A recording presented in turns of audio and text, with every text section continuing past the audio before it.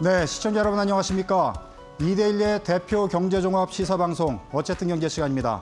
어쨌든 경제는 매주 금요일 오후 4시 여러분의 경제와 투자 궁금증을 해결해드리고 있는데요.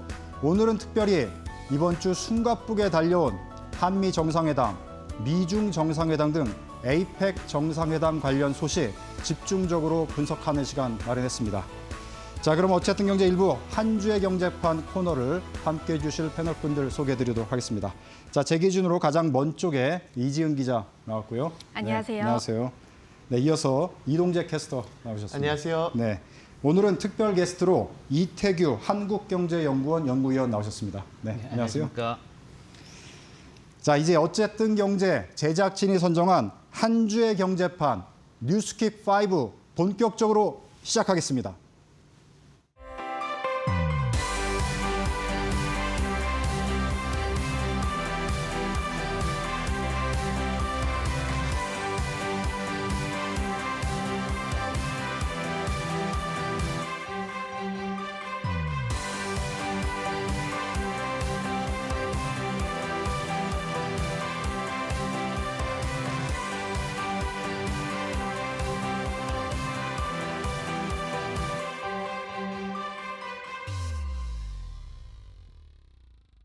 네, 영상에서도 보셨지만 이번 주 한국 경제, 한국 정치 정말 숨가쁘게 달려왔습니다.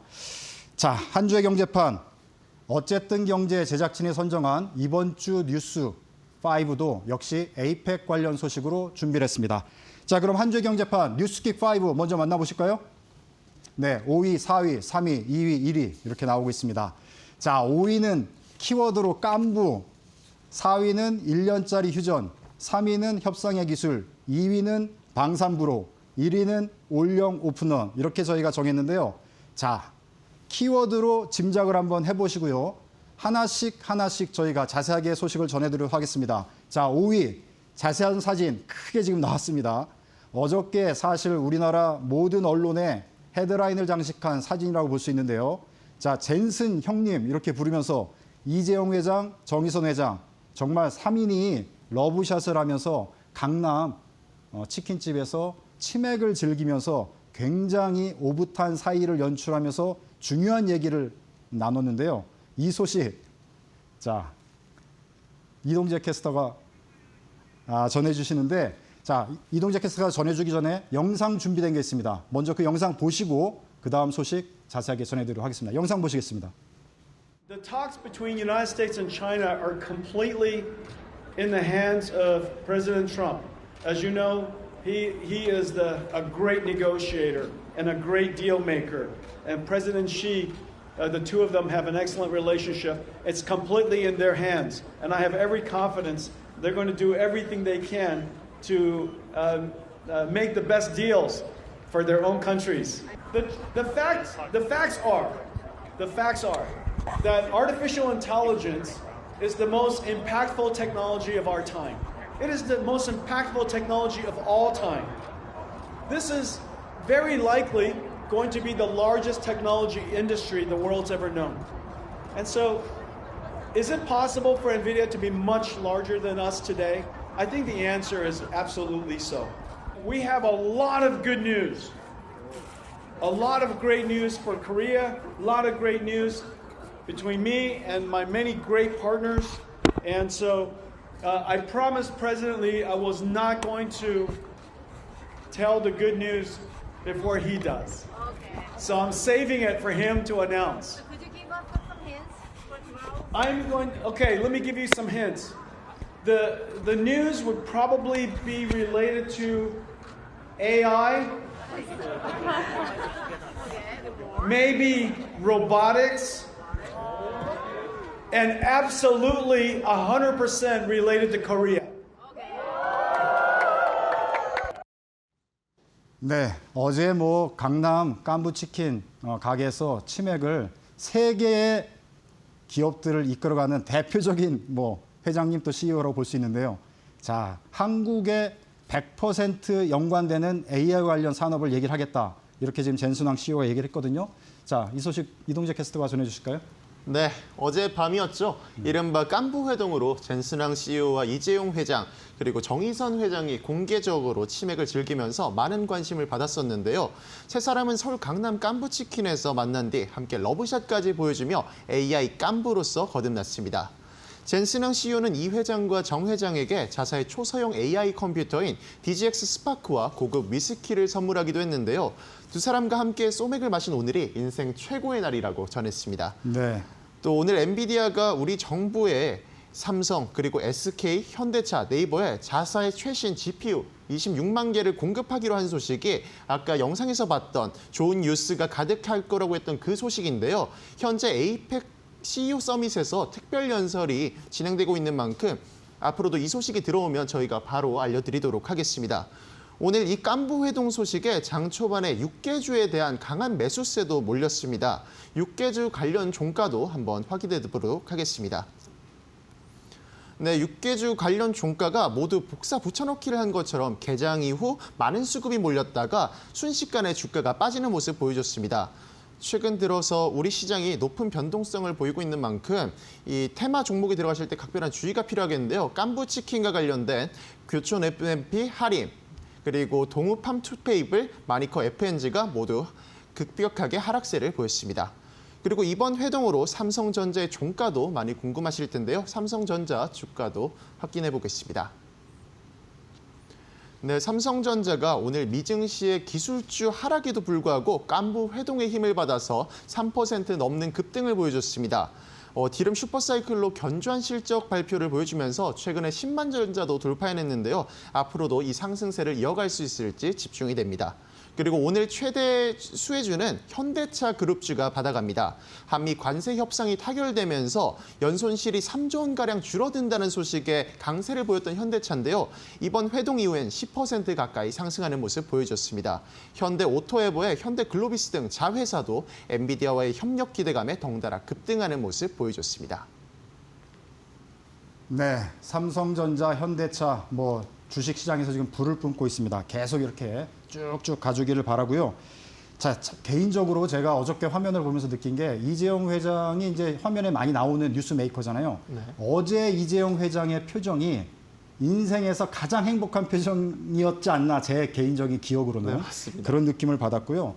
아직 이제 정확하게 발표는 안 나왔지만 지금 저희 국내 언론 분석으로는 AI 삼각동맹으로 해서 미국에 짓는 삼성전자 공장에서 엔비디아 AI 반도체를 생산을 하고 이 반도체를 삼성전자 로봇에 심는 그런 식의 삼각동맹이 나오지 않겠냐 이렇게 전망하고 있는데 자세한 소식은 우리 이동재 캐스터가 전해준 대로 나오는 대로 저희가 전해드리도록 이렇게 하겠습니다.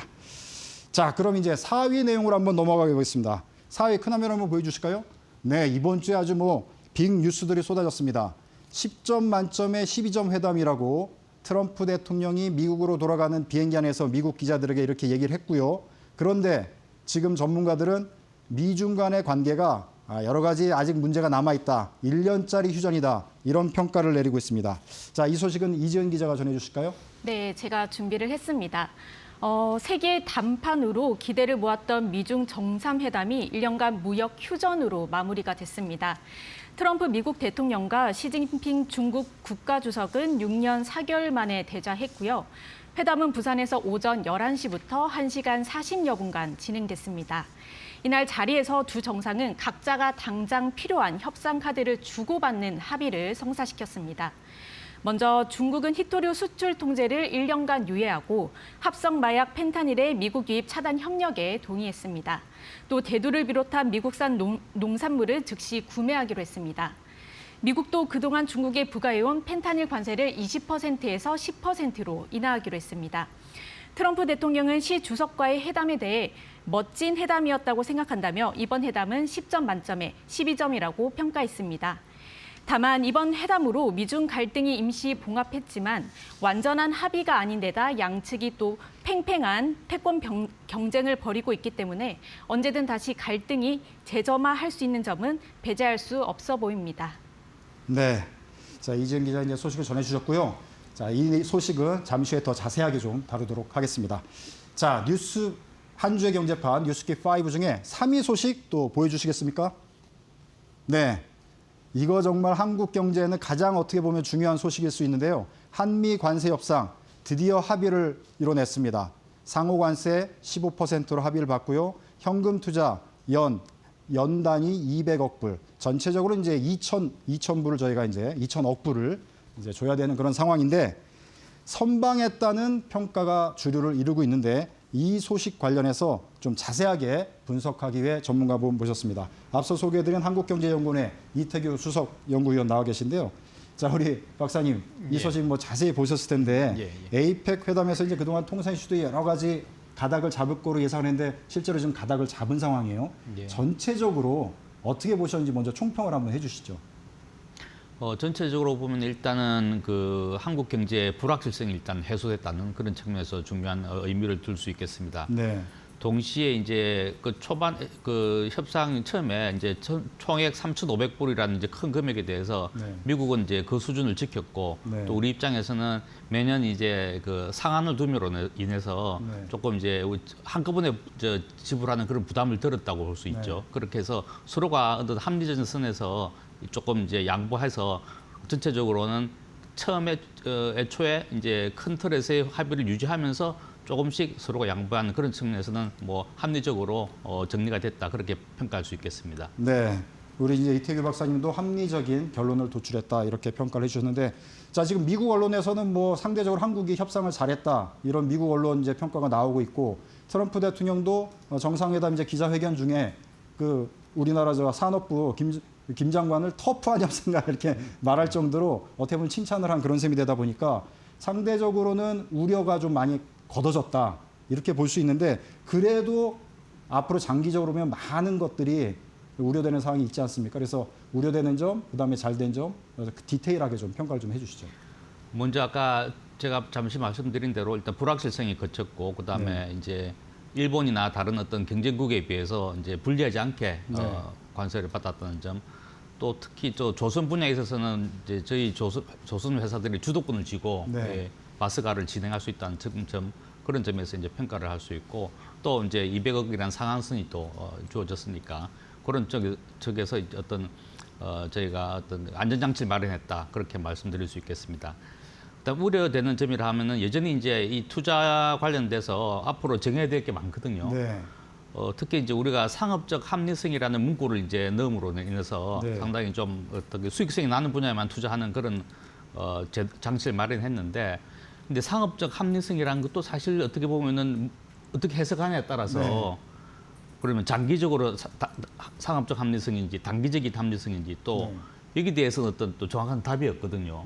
그래서 아마 향후 어떤 이제 투자처를 선정하고 하는 데 있어서 상업적 합리성에 대한 해석 이쪽에서 아마 조금 서로가 해석을 달리하는 그런 분쟁의 소지도 저는 아직 있다고 봅니다. 자, 이제 미국과의 저희 무역 관계가 한미 FTA로 사실 우리가 많이 성장을 하지 않았습니까? 그 수혜도 사실 받은 게 뭐 부인할 수 없는 그런 사실인데, 그런데 앞으로는 이제 이런 관계가 어떻게 보면 패러다임이 좀 전환됐다고 볼 수 있는데 장기적으로 우리는 어떤 거를 준비해야 되는지 박사님께서 좀 얘기를 좀 해주시죠. 그 지금의 어떤 세계 무역 질서가 앞으로 이제 과거처럼 돌아갈 거라고는 아마 많은 분들이 기대하지 않을 겁니다. 이제 보호주의가 더 강화되면 강화됐지 이 추세는 계속 진행된다고 볼 때 결국엔 여러 가지 뭐 이제 이슈가 있겠지만은 가장 중요한 거는 우리가 장기적으로 마련해야 될 거는 결국 산업 경쟁력입니다. 결국 우리가 이번 이제 미국과의 협상에서도 우리가 중요한 어떤 그 레버리지가 조선이었거든요. 조선이 가지고 있는 세계적 경쟁력 이것이 결국 레버리지가 됐기 때문에 여러 가지 그걸 바탕으로 해서 산업 협력의 구도를 만들 수 있었기 때문에 결국에는 장기적으로는 조선뿐만 아니라 반도체, 뭐 배터리, 뭐 이런 쪽도 다 미국이 지금 이제 다시 그 제조 르네상스를 통해서 따라잡으려고 하고 있거든요. 근데 그런 쪽에서 계속 산업 경쟁력을 가져가야 되기 때문에 지속적인 산업 경쟁력을 위해서 기업도 투자를 하고 정부도 여러 가지 지원도 하고 같이 협업을 통해서 앞으로 어떤 장기적 이 새로운 시대에 대비해야 될 거라고 생각합니다. 네, 우리 저 이태규 수석 연구위원께서는 조선을 예를 들어서 그래도 한국이 기술력을 가지고 또 미국의 마음을 움직일 수 있는 그런 산업을 갖고 있었기 때문에 이제 이번 협상을 이렇게 이끌어냈는데 앞으로는 더 많은 업종에서 이런 기술력을 확보하는 그런 전략들이 필요하다 이렇게 평가를 해주셨습니다. 자, 29일 날 한미 정상회담 이후에 또 30날은 세기의 만남이라고 볼 수 있는 미국, 중국의 지도자가 만났습니다. 자, 1년 동안에 여러 가지 유예를 두는 거를 봉합을 이제 했다 이렇게 평가를 받고 있는데 이 회담의 결과에 대해서는 우리 또 박사님 어떻게 평가를 하시는지 말씀을 좀 자세히 좀 해주시죠. 그 이제 아까 앞에서 화면에서도 1년간 휴전이라는 표현을 썼지 않습니까? 말 그대로 이제 휴전이죠. 근데 이 휴전을 선택하게 된 이유가 결국 미국이 히토류에 대한 중국의 의존도 때문에 1년간 휴전을 선택했는데 계속 이런 형태가 막 반복될 가능성이 큽니다. 근데 그런 휴전 과정에서도 미국은 계속 이 히트류 독립이라든가 어떤 공급망을 이제 이 우호국 중심으로 동맹국과 같이 구축하려는 그런 시도를 계속할 것이고 그렇게 함으로써 어떤 이제 미중 간의 경쟁 구도는 계속 갈 것이고 기본적으로 그러나 서로 상대방의 이제 중국과 미국 간의 어떤 서로 필요에 의해서 휴전을 선택하는 그런 일종의 일시적 봉합, 뭐 그렇게 전략적 휴전 그렇게 아마 생각하시면 될 것 같습니다. 네, 전체적으로는 그 휴전 관계다. 전체적으로 결론이 난 것이 아니다. 이 입장에 이제 이토규 박사님도 이제 의견을 주셨는데, 자 그러면 미중 간에 어쨌든 휴전이 됐고 또 한미 간의 이제 관세 협상도 타결이 됐어요. 경쟁 관계 속에서 여러 가지 이제 전략들의 모색이 있을 텐데 이 와중에 우리들은 어떤 전략들을 가지고 가야 되는지 전체적으로 이 상황을 좀 평가를 좀 해주시면 어떤 말씀 주실 수 있을까요? 이 미중 전략 경쟁은 뭐 설사 미중 간에 이제 통상 협상이 이제 체결이 된다 하더라도 앞으로 10년 이상 갈 거라고 다 모두 생각하고 있습니다. 결국 우리의 전략은 이 미중 전략 경쟁 사이에서 살아남는 것이 중요한 것이고 그 과정에서 이제 아까 말씀드린 산업 경쟁력을 가지고 기본적으로는 저희가 그 한미 동맹이 있기 때문에 미국과 같이 어떤 전략적 산업에서는 같이 보조를 맞춰서 성장을 하면서 동시에 그러나 비전략적 부분에 있어서는 또 미국하고의 어떤 중국과의 어떤 경제 협력을 우리가 포기할 수는 없는 거거든요. 그래서 투트랙 전략으로 미국과는 기본적인 어떤 방향을 맞추되 중국하고는 비전략적인 분야에서 어떤 산업 협력, 경제 협력은 지속해 나가는 그런 전략을 취해야 될 거로 생각합니다. 네, 업종별 기업별로는 여러 가지 이제 분석이 있을 텐데요. 앞서 저희가 전해드린 내용들은 이제 삼각동맹, 깐부치킨 회동 이런 걸 통해서 엔비디아, 또 현대차, 삼성전자 이 협력 관계가 상당히 강화가 될 것 같고요. 그 다음에 뭐 SK 하이닉스는 당연히 또 이제 있는 상황이고 네이버까지도 지금 많이 검증되지 않습니까? 이런 상황에서 이제 업종별 기업별로 조언을 주신다면 어떻게 말씀해 주실 수 있을까요? 뭐 이제 다양한 업종이 있어서 모든 업종의 어떤 뭐 제가 일일이 어떤 업종에 대해서 이제 제가 조언을 들을 수 있는 그런 입장은 아닙니다. 각 업종마다 훨씬 더 많은 이제 현업에서 종사하는 분들이 잘 알고 있기 때문에 제가 어떤 조언을 드릴 입장은 아니지만은 그래도 모든 업종에서 공통되는 어떤 이슈는 있을 것 같습니다.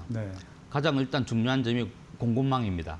공급망을 이제 안정적으로 확보를 해야지 어떤 뭐 이 요즘 유행하는 용어가 경제적 강압이거든요. 공급망의 어떤 그걸 통해서 이제 그러니까 중국 같은 경우는 히토류 이제 수출 통제가 대표적이죠. 그런 어떤 이제 경제적 강압을 취할 수 있기 때문에 어떤 업종이든 공급망을 안정적으로 구축하는 게 가장 중요한 지금 상황이라고 할 수 있겠습니다. 그 다음에는 이제 이 다변화. 그게 공급망의 다변화일 수도 있고, 그 다음에 시장의 다변화일 수도 있고, 또 품목의 다변화일 수도 있고, 이런 다변화 전략을 계속 추구해서 어떤 특정 섹터에서 충격이 일어났을 때 그게 전 기업에 다 영향을 미치지 않도록 그렇게 다변화하는 게 중요하고, 마지막으로는 결국 이 미중 경쟁에 있어서 저희가 가지고 있는 기회도 있습니다. 여러 시장에서 중국을 대체를 할 수 있거든요. 근데 그 중국을 대체하려고 하면은 중국보다 훨씬 나은 산업 경쟁력을 가져야 됩니다.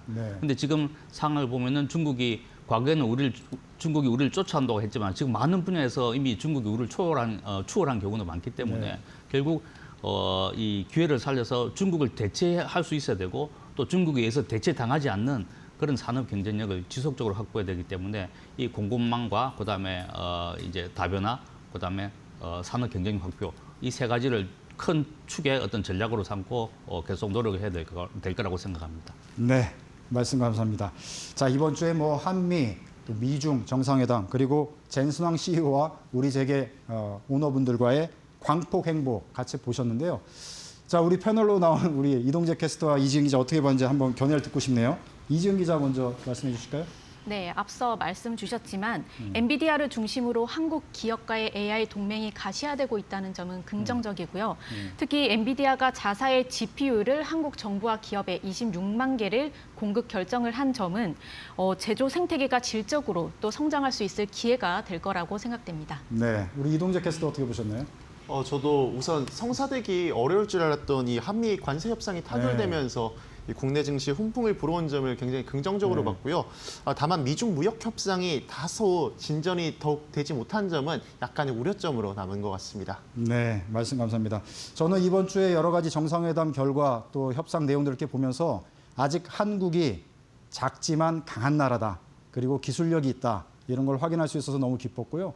그다음에 이제 기업들, CEO 오너분들끼리 이렇게 협력하는 모습들 너무나 보기 좋았다. 이렇게 말씀드리면서 정부와 업계가 정말 한 몸으로 움직여서 한국의 산업 경쟁력을 계속 글로벌 리더로 끌고 갔으면 좋겠다. 이런 생각을 들었습니다.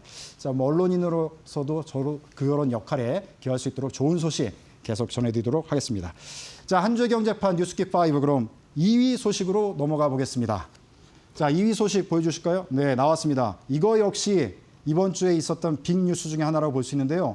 정상회담 중에 상대적으로 좀 가려진 뉴스일 수 있는데 한국과 캐나다 정상회담이 있었죠. 여기서 이제 이런 내용들이 구체적으로 언급이 됐는데 60조 잠수함 사업 추진. 자, 캐나다 총리와 한국이 또 방산 협력에 물꼬를 트는 그런 소식이 될 텐데요.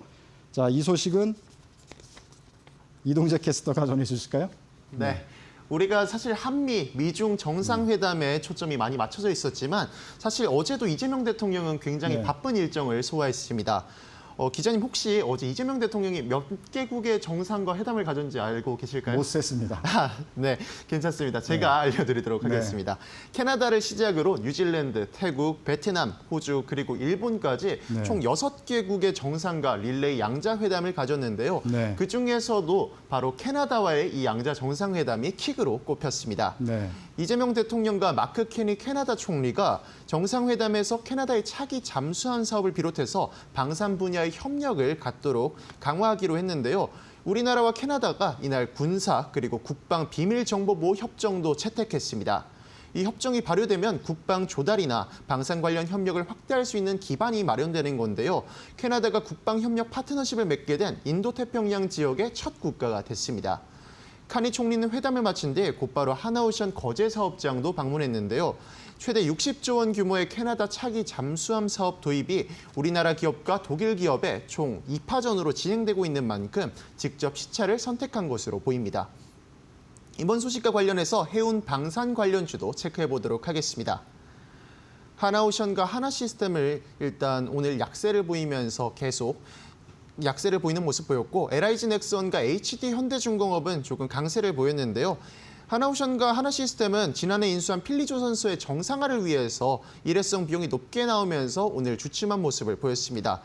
또 한미 정상회담 중 나온 핵 추진 잠수함 소식에 어제는 급등한 모습을 보였지만 아직 캐나다의 차기 잠수함 사업이 선정이 꽤 남은 만큼 직접적으로 바로 영향을 미치지는 못한 모습입니다. 네. 자, 2위 소식까지 자세히 들어봤고요. 자, 지금 화면 지금 저희가 잡고 보여드리고 있는데요. 젠슨왕 CEO가 지금 나와서 연설을 하고 있습니다. 아마 이 자리에서 어저께 얘기했던 한국의 100% 관련되는 좋은 소식을 전해주겠다. 이거에 대한 구체적인 내용을 발표할 것으로 보입니다.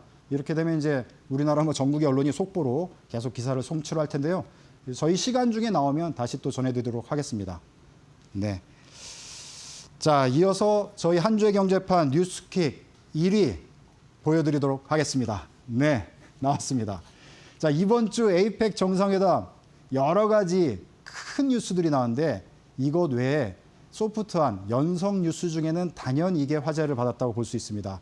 28세 백악관 대변인이죠. 최연소 대변인으로 유명한데 자, 한국 화장품을 자신의 SNS에 올려가지고 한국 화장품이 아주 불티나게도 팔리는 그런 일이 벌어졌는데 이 소식 이지은 기자가 전해주실까요? 네, 우리가 각국 정상들의 만남에 주목하고 있지만 또 그 네. 이면에서 놓치기 아쉬운 뉴스들이 네. 있었습니다. 바로 K-뷰티인데요.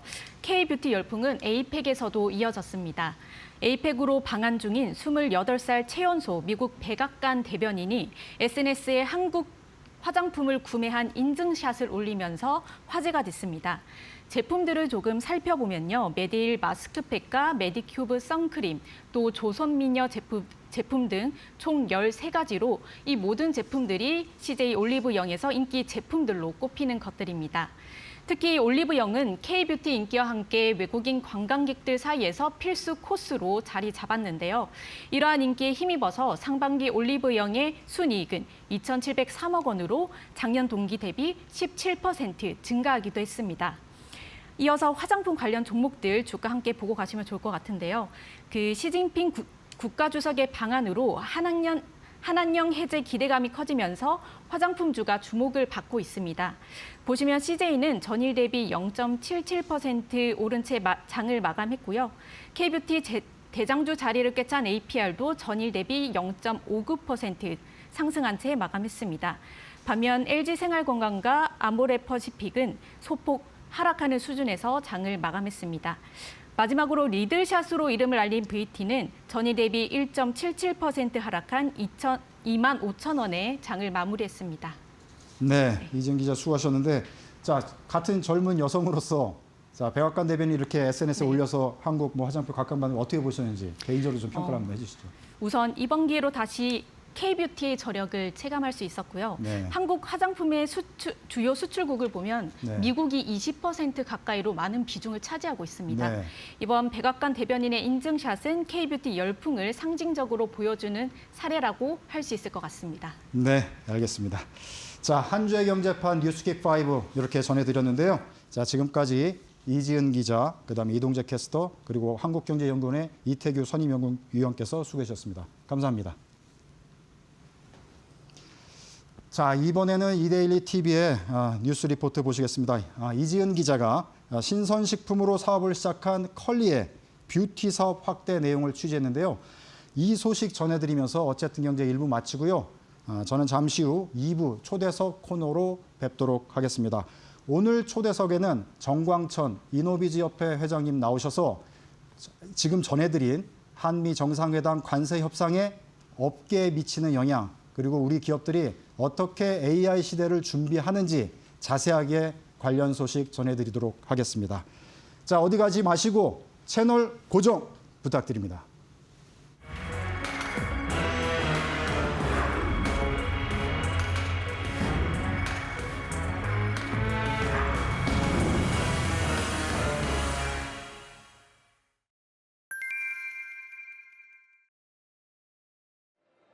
부스마다 화장품을 구경하는 사람들로 북적입니다. 향을 맡아보고 손등에 직접 발라보며 제품을 고르는 손길이 분주합니다. 금세 쇼핑백은 새로 산 화장품으로 가득 찹니다.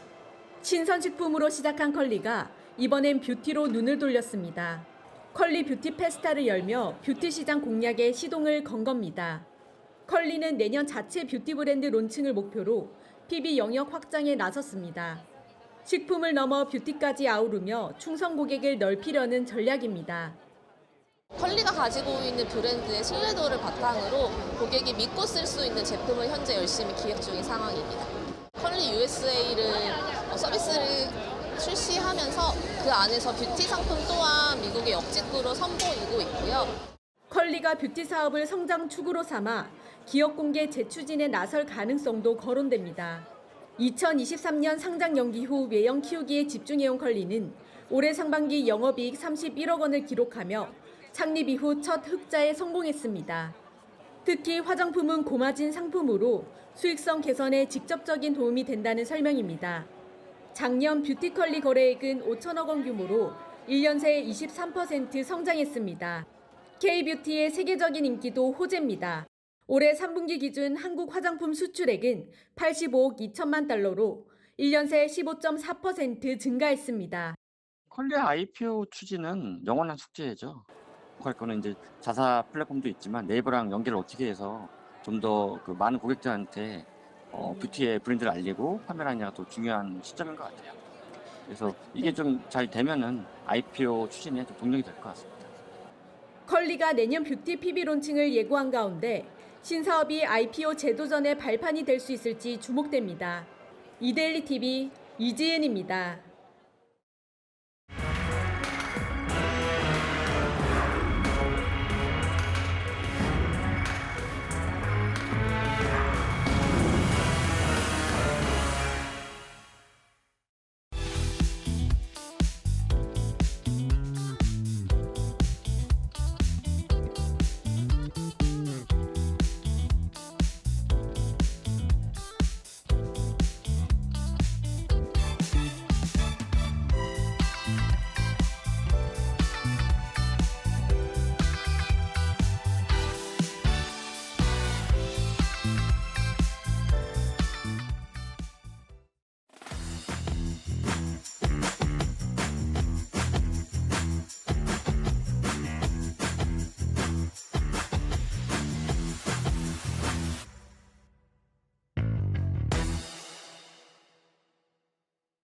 네, 어쨌든 경제 2부 초대석 시간입니다. 자, 이 시간에는 앞서 자세하게 전해드린 APEC 정상회담 중에 한미 정상회담 또 미중 정상회담 결과가 한국 업계에 미치는 영향 그리고 기술 혁신 기업들의 미래 사업 전략 자세히 살펴드리도록 하겠습니다. 이 자리에는 앞서 화면에서 잠깐 보신 정광천 이노비즈협회 회장님 나와 계십니다. 네, 안녕하세요. 네, 안녕하세요. 네. 자, 이노비즈협회 하면 업계에 계신 분들은 뭐 잘 아시지만 또 네네. 일반 시청자분들은 또 그러시죠. 생소하실 수도 있거든요. 네네네. 그래서 이 자리에 오신 김에 예. 이노비즈협회는 어떤 기관인지 네. 간략하게 소개 네네. 예. 부탁드리겠습니다. 네, 이노비즈협회장 정광천입니다. 이렇게 또 좋은 자리에 또 함께하게 되고 또 저희 협회, 저희 이노비즈 기업들을 소개할 수 있게 돼서 무척 반갑습니다. 지금 앵커분께서 말씀하셨던 것처럼 사실 이노비즈 협회는 이노비즈 기업들을 어떻게 보면 운영하고 대표하고 대변하는 그런 협회입니다. 그럼에도 불구하고 사실 기업하시는 분들은 네. 잘 알고 있습니다. 그런데 일반인들 좀 생소할 수도 있는데요. 이노비즈 기업이라고 하는 것은 여기 뭐 화면에 나오는 것처럼 이노베이션과 비즈니스의 합성어입니다. 네. 합성어이고요. 이건 대한민국 정부가 우리나라 정부가 일정 규모 그러니까 기술 혁신, R&D를 중심으로 한 기술 혁신과 미래 성장성들을 중심으로 해서 인증을 해주는 제도가 있습니다. 네. 그래서 예를 들면 스타트업의 창업 벤처 기업들이 있는 것처럼 스케일업의 혁신 기업으로서 우리 이노비즈 기업들이 있고 네. 그 기업들이 더 성장 발전해서 이제 중견기업, 대기업, 글로벌 기업으로 가기 위한 아마 그런 부분에 대한 인증 제도가 있고 그 인증 제도를 받게 되면 네. 여러 가지 사실 정책적인 그런 어떤 지원이나 또 이런 부분들이 있게 되고요. 네. 그런 기업들이 현재 2001년도에 그 제도가 돼서 저희 협회가 2002년도에 시작을 했습니다만 현재 한 2만 3천 개가 조금 넘습니다. 네. 그래서 2만 3천 개의 어떤 대한민국 중소기업을 대변하는 특히 기술 중심의 이런 기업들이 이노비즈 기업이라고 생각하시면 될 것 같고요. 아마 그게 저희가 이제 뭐 숫자상으로 한번 얘기해 보면 뭐 2만 3천 개 평균 매출액이 한 150억 정도 네. 또 직원분들도 한 4, 50명 네. 그래서 전체적으로 하면 저희가 뭐 한 327조 한 330조 정도의 매출을 해서 대한민국을 대표하는 그룹사들보다도 저희는 뭐 모아서 한 거긴 합니다만 그런 부분에서 의미 있는 역할을 하고 있고 또 그리고 우리 뭐 어제 오늘 좀 코스닥 쪽에 좋은 뭐 수익들이 많이 있는데요. 코스닥 기업들의 한 60% 정도가 사실 우리 이노비즈 기업 60%나 네네네. 그리고 아마 우리 중견 기업들의 한 780여 군데가 네. 이노비즈 출신인데 왜냐면 저희 이노비즈는 업종별로 조금 다양하긴 합니다만 한 1,000억에서 2,000억 정도 일종 규모가 되면 네. 일종의 뭐라고 할까 졸업을 시킵니다. 그래서 네. 중견기업으로 가고 네, 더 그 이상 기업들이 대기업으로 가고 그래서 아마 어떻게 보면 대한민국의 많은 이제 중심축들이 있습니다만은 경제 큰 중심축 하나가 중소기업이라고 생각하고요.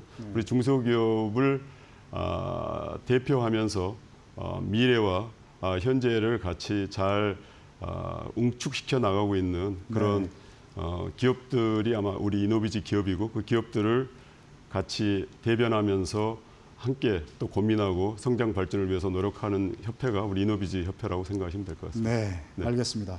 저도 사실은 이노비즈 협회 관심 있게 오래전부터 봤는데 코스닥 상장 기업의 60% 비중을 차지했던 건 저도 잘 몰랐거든요. 아, 예, 예, 이야, 예, 이게 대단한 겁니다. 사실은. 네네네네. 그리고 지금 이제 투자에 관심 있는 분들이 또 많이 보시니까 예. 유념해서 이제 많이 보시면 또 투자에도 참고가 되지 않을까 이런 네, 생각이 듭니다. 예. 자, 말씀 설명 주신 대로 지금 혁신 관련 기업들이 협회 회원사로 돼 있다 네, 보니까 네, 네. 아무래도 IT, 그다음에 최근에는 AI 관련 기술, 그렇죠. 또 이런 네, 산업에 네. 회원사들이 많이 관심이 있을 것 같은데 네네. 최근에 가장 네. 큰 관심 사항은 어떤 분야, 어떤 내용인지 좀 아. 소개해 주시면 또 참고가 될 것 같습니다. 사실 어제 오늘 뭐 물론 이제 에이펙이라는 큰 사실 그 행사가 지금 진행되고 있습니다만 어제 저녁에 사실 삼성동에서 이제 치맥이 네, 지금 네. 사실 이렇게 결국은 사실 지금 모든 흐름들은 네. 어떻게 보면 업종에 관계없이 기업의 규모하고도 사실 또 관계없이 AI로 가고 있는 것 같습니다. 네. 얼마 전에 사실 DX라고 해서 디지털 어떤 변환과 전환의 화두였었는데 네. 어느덧 사실 이제 AX가 어떻게 보면 세상사의 중심에 있는 것 같고요. 그리고 현재와 미래에 있어서 가장 핵심적인 그런 분야가 되고 있는데 사실 우리 이노비즈 기업은 크게 두 축이라고 생각할 수 있습니다. 한 축은 어떤 제조업을 기반으로 하는 네.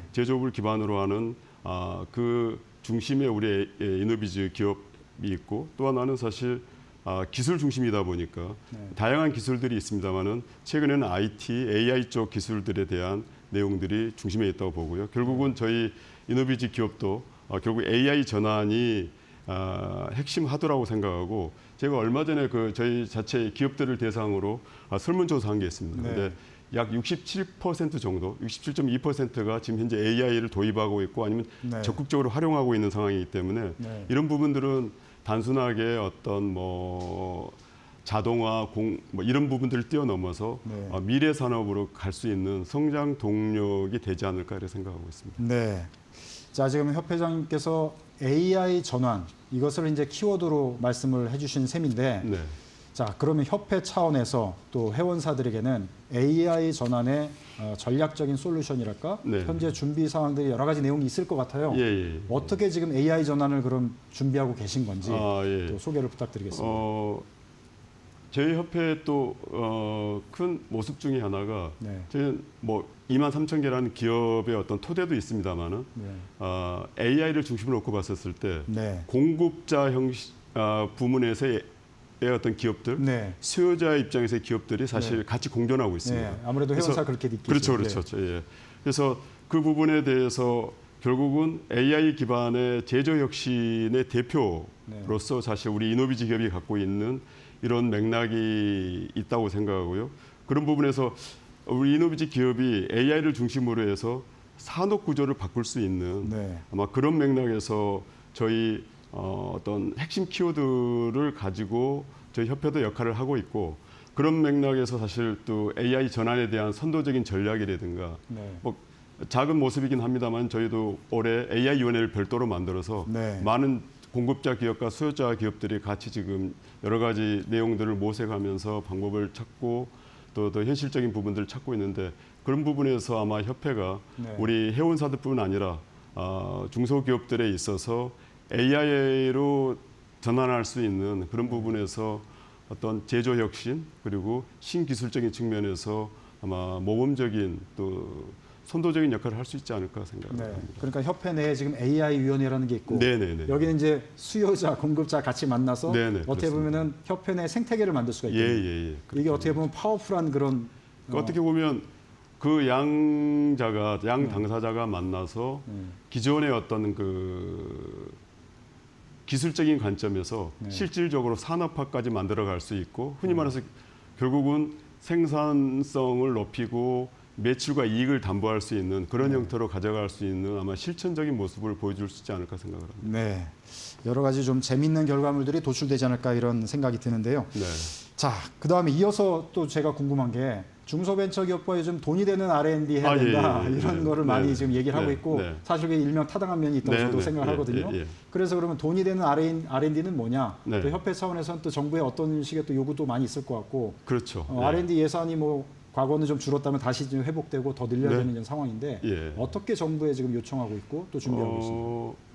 뭐 다행히 정부 쪽에서 사실 그런 부분에 대한 적극적인 의지를 갖고 있는 것 같고요.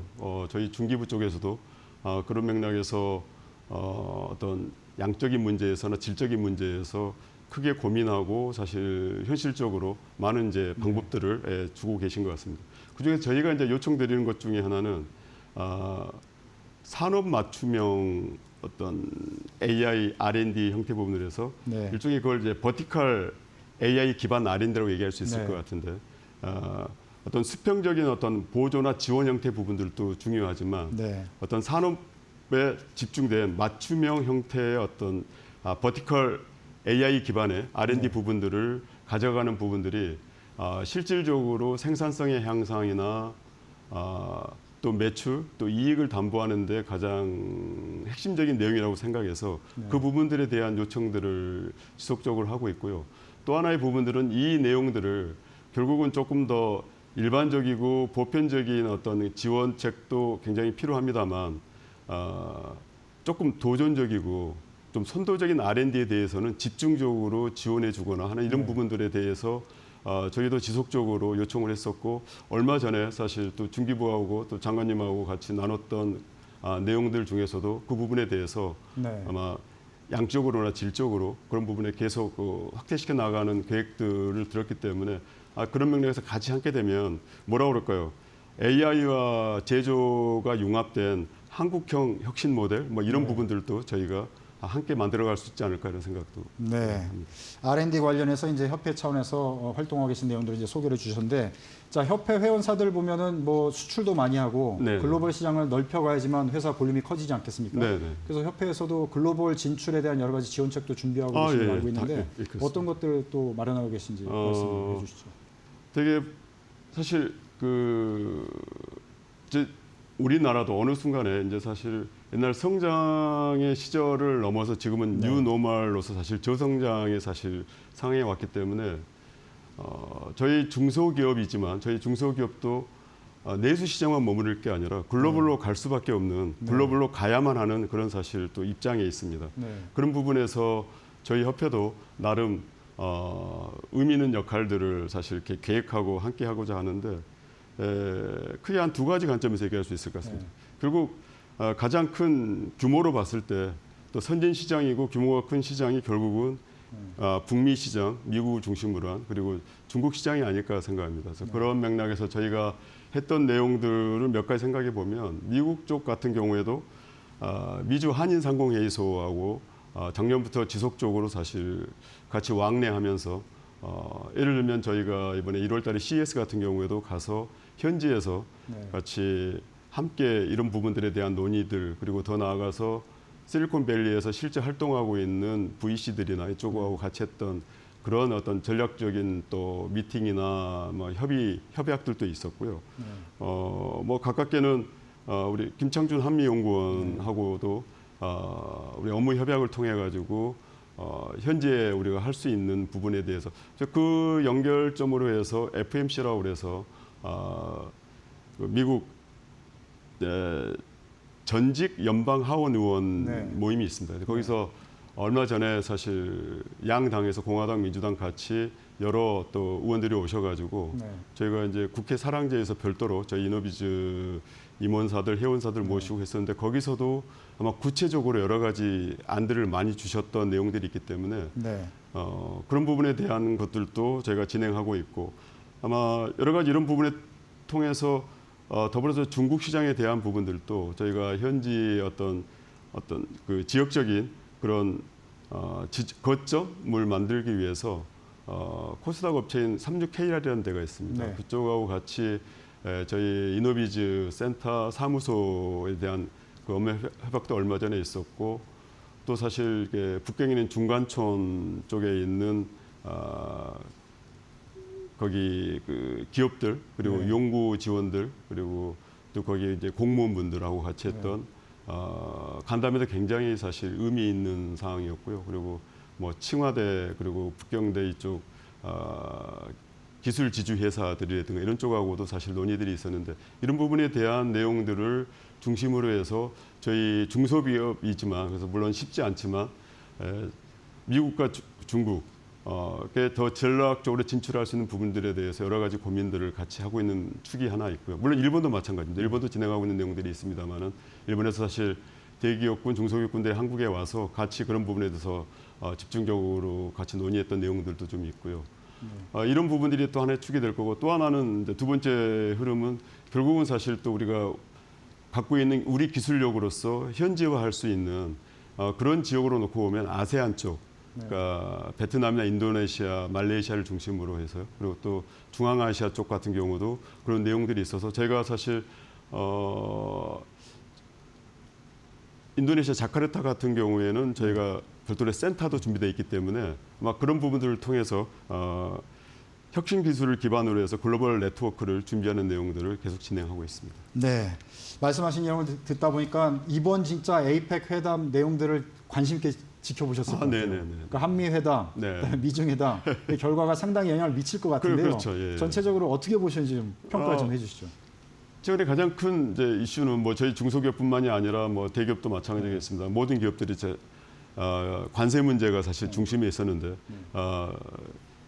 그 기간 동안 조금 이렇게 불확실한 여건들이 좀 있어서 고민 아닌 고민들을 모든 기업들이 하고 있었는데 이번에 사실 에이펙을 통해서 한미 간에 그런 부분들이 어떻게 보면 잘 정리되고 그래서 굉장히 뜻깊고 바람직한 내용이라고 생각하고요. 왜냐하면 관세 문제는 어떤 기술이나 품질의 경쟁이 아니라 어떤 비용의 문제로 가기 때문에 우리 기업들 입장에서는 특히 우리 이노비지 기업들 입장에서는 뭐 일정 부분 불안 요소라고 할 수 있거든요. 이런 부분들이 많이 거쳐져서 그런 부분에 대한 내용들에 대해서 크게 환영하고요. 더불어서 이 이후의 상황들도 양국의 국회 입법이라든가 이런 것들을 빨리 진행을 해서 우리 이노비지 기업들이 글로벌 경쟁력 강화라든가 미국 시장 도약에 대한 전환점이 되기를 바라고 하나 추가적으로 하나 말씀드리고 싶은 것은 관세 문제에 있어서 사실 우리 이노비지 기업들은 기술들을 갖고 있기 때문에 기술이 갖고 있는 어떤 기술 무역의 형태 부분으로 라이센스에 대한 것들은 관세 어떤 문제들을 우회할 수 있는 내용도 있어서 그것도 저희가 집중적으로 같이 노력하고 있는 분야라고 또 말씀드리고 싶습니다. 네. 자, 이제 뭐 속보가 나왔네요. 젠슨왕 오늘 엔비디아 만든 게 대한민국이라고 말해. 그러니까 뭐 계속 이제 밑자락을 까는 멘트가 나오는데 자, 무어의 법칙 한계 올해 AI가 수익 내기 시작했다.